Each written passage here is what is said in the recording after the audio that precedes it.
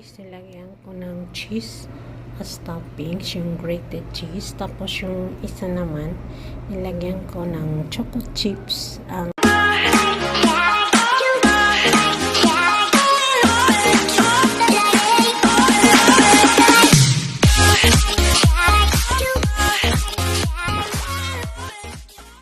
Hi guys, welcome to my channel. Today ay gagawa ako ng cheese cupcake on my own recipe. At sana magustuhan nyo ang aking recipe for today. And please don't forget to like, subscribe, and syempre mag-comment kayo. So panoorin nyo to guys. Itong mga ingredient natin, ito 1 cup ng butter. Ito 1/3 cup ng sugar. Tsaka 2 eggs. Then 1/2 ng condensed milk. At paghalo-haloin muna natin. Gamit ko ang hand mixer, i-ano natin itong butter.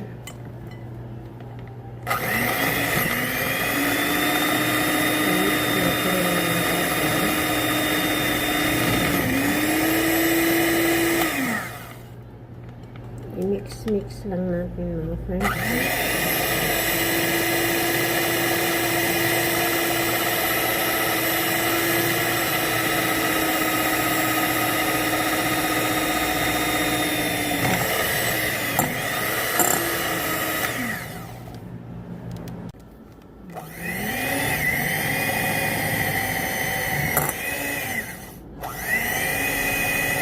Ilagay natin yung asukal.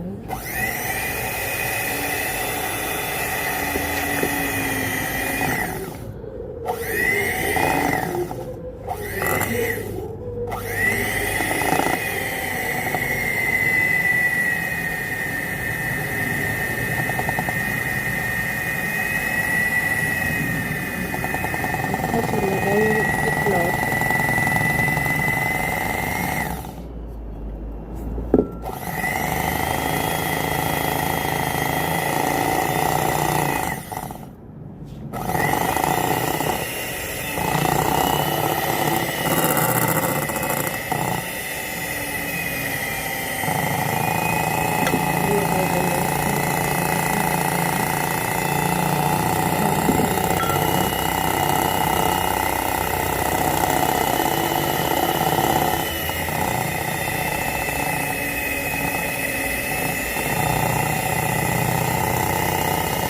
Ilagay natin ang condensed milk, 1/2 cup ng condensed milk.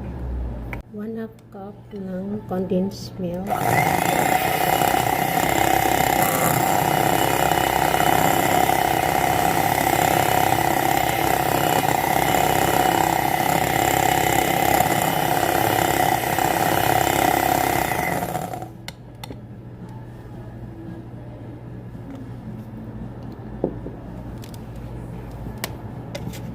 Tapos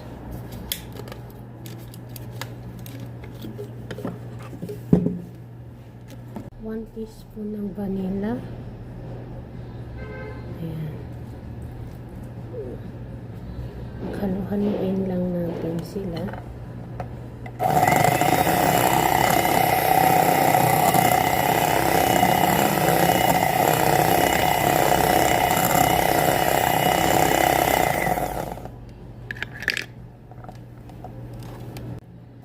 One teaspoon ng baking soda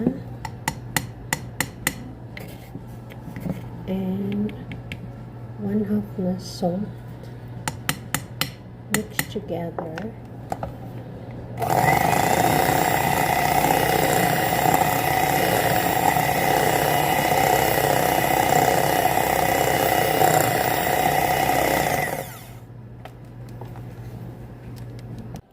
Then 1 cup of sifted flour, all-purpose flour. I-mix together lang natin ng friendship.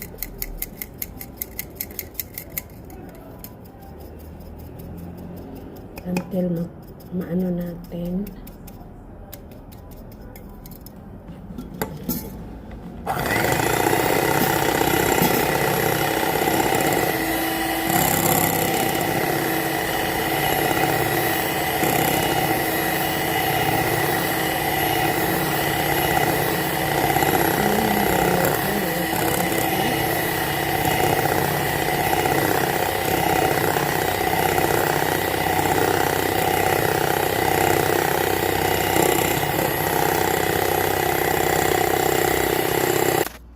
So, ganyan lang. So,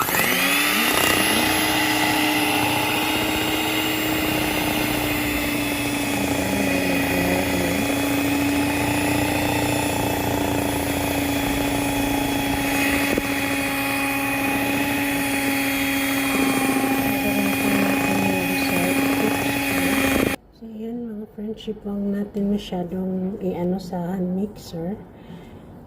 At saka wag masyadong kaya ito yung gamit natin na lang,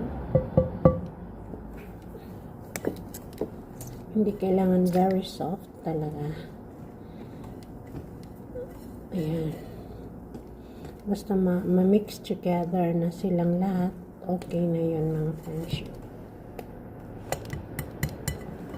So ayan, kung makikita nyo, ayan, lagyan natin ng 1/2 grated cheese. Lagay lang natin dito 1/2 siya, tapos ihalo. Once na na-mix na silang lahat, okay na siya mga friendship. Ganon.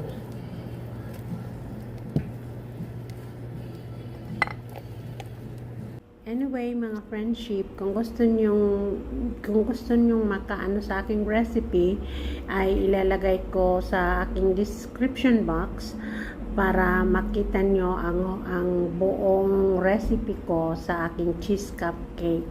So, sige na, magluto ulit tayo.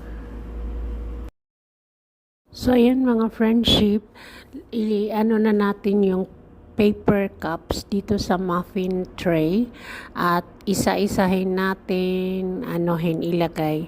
Masyado kasing manipis yung paper, kaya yung parang mahirap tanggalin sa kasi yung iba nagdidikit-dikit.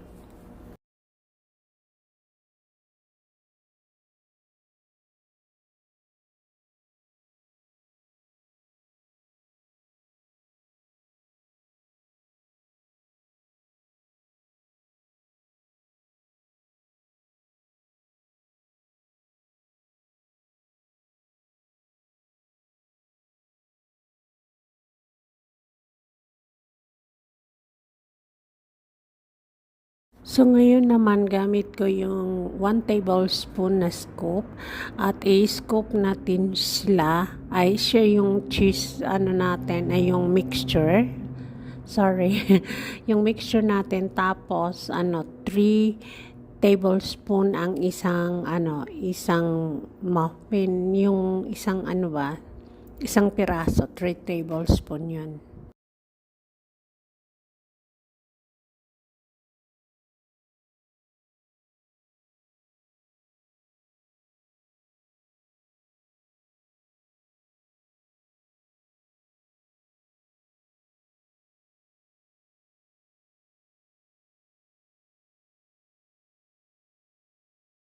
Guys, nilagyan ko ng cheese as toppings, yung grated cheese. Tapos yung isa naman, nilagyan ko ng choco chips. Ayan, i-bake na natin sila for 25 to 30 minutes.